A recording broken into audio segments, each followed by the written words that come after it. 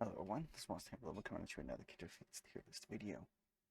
This time, I'm going to be focusing on the passives. So we're not going to use all these extras down here who are um, not in the game right now because we don't even have any idea to possibly speculate on what their passives might be. So we're just going to focus completely on who is in the alpha right now, starting with Avion. Avion gives their same type attack bonus to all of their moves. Basically makes it so that null type moves and such are air type moves, which gives a nice chunk of bonus damage. I don't think it's amazing or game breaking, but I do think it's solid. Very, very good move.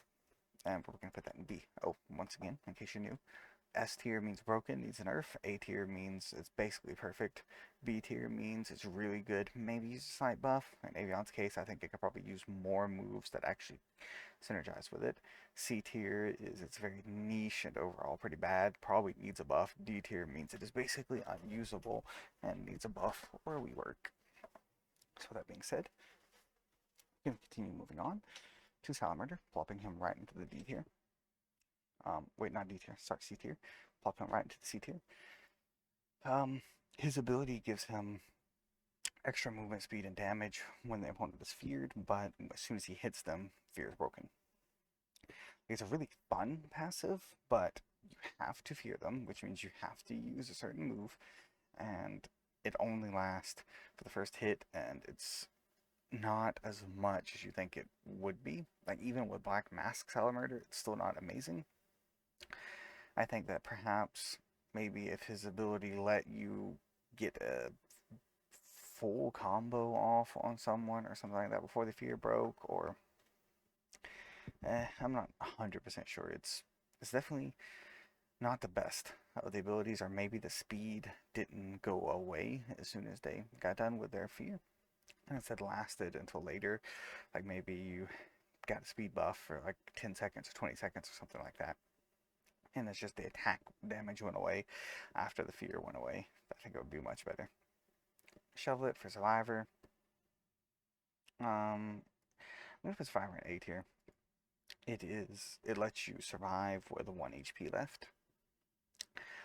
No matter what, like if an attack would kill you, you instead survive with 1 HP. It only works for the first time you're attacking. You can swap out and swap back into Shovel it to have it work again. It only, like if you're at full health, if you fight from Shovel it from full health to death, you will never get his passive triggered. Unless something horrible happens where there's some way you're getting one-shotted. Uh, so it's very niche, like, but it's so powerful that I think if you play around it, it's probably an A tier. I think it's a really good balanced ability that you have to actually acknowledge and play around and play to the strengths of. Embear's passive. I don't recall the exact numbers of Embear's passive. Um, and the wiki doesn't seem to have them, so the wiki doesn't have like passives listed as far as I can tell. But I'm gonna put it at a B tier, right below Avion, because it essentially increases the AoE area of your fire type moves, if I remember correctly. Like it's hard to find concrete information on what the passives do exactly, but it only does that. It might increase the damage. I can't remember exactly. Either way, I'm still gonna put it in B tier because it only triggers it after you have really low health. Like I think 30% or less, or something around that ballpark. You have to be low health before it uses. It's pretty good for Ember. Ember seems to be a real clutch kinfolk. A lot of people, myself included, have done a lot of clutches with Ember, and I'm definitely not complaining about it. I'm not saying that Ember's bad or that it doesn't fit him well, but the fact that you have to be so low health means that there's some matches you'll just go without ever using it in the first place. And that's something I am very much considering, is how often you can use these abilities. Kadoki, I'm gonna put in a very, very high A, literally just below S. Like, literally on some maps, like Caverns, it is just S tier, and heck, even on Ruins to a lesser extent, it's probably S tier. On Forest, it's probably like a C tier, and on Riverside, it's probably like a high C, maybe low B. But it lets you, if you stand still for like a second, you just start regenerating health. and it has no cooldown outside of just having to stand still, and a health regeneration ability with no cooldown. It's extremely powerful. You have stunner flies, you have wicked thorns that can defend you. So you have plenty of ways to keep your enemies away from you. Not to mention if you combo up with like Shovelet using Quicksand and Rock Slide on people to slow them and create zones. Ember can use Scourge. Avion can fly you away, drop you off somewhere. It has amazing synergy with basically every kinfolk in the game. And it just gives you so much sustain as Kadoki. Lamala, I'm going to put up an A tier as well. It lets you remove status effects that literally freeze an item. Like if you are thinking to yourself, you literally only need a status item on the Mala. Like, you guess whether or not you're going to have more problem with Scorch or Caustic Cloud, put that item on the Mala. Everyone else can then use whatever they want. Like, you can use Coffee Bean on Shovelet, Rations on Skulkin, and Peach on Ember, like I do. And normally you would be vulnerable to status effects, but with the Mala, you're not. It literally gives you a huge peace of mind and counters what I still believe to be probably the strongest moves in the game, which are these status effect moves. And as the game gets more status effects, the Maul is only going to get more and more powerful. Mechid is going to go into D tier. It just literally ignores buffs. That's all it does. It just pretends like your enemies are not buffed whenever they put buffs on. And buffs are horrible, and some of the only kinfolk that would use buffs, like Avion and maybe Slifer, are just not particularly good matches for Mechid. Slifer versus Mechid, kind of alright. Avion versus Mechid's horrible for Mechid. Mechid's never going to really see use for out as passive. Like, Mechid might as well not have a passive. My recommendation to this that would probably boost it to like a B or even an A tier is simply make it ignore debuffs.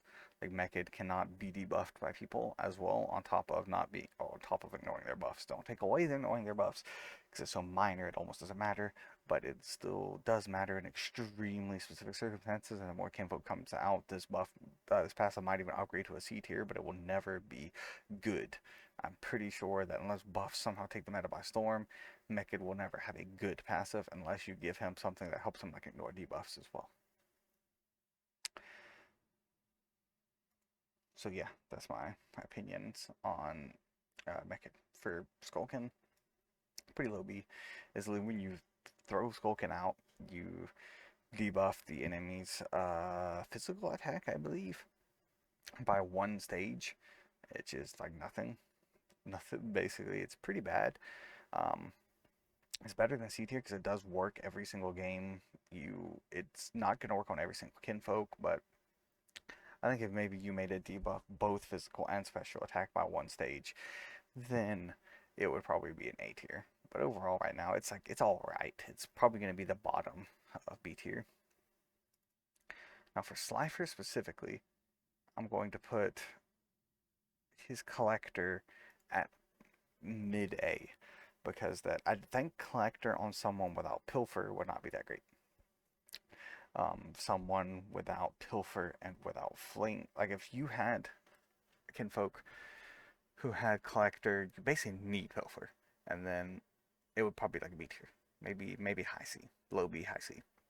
But with fling, that's what makes it A, because you can have so much versatility. With Slifer, you can take an enemy's peach, take an enemy's rations, and then add it onto your own, and then have super heals. You can take an enemy's black mask, fling it back at them for bonus damage. If you have a black mask, then you can fling it and then replace it with some healing items and get your stuff back, like get your health back.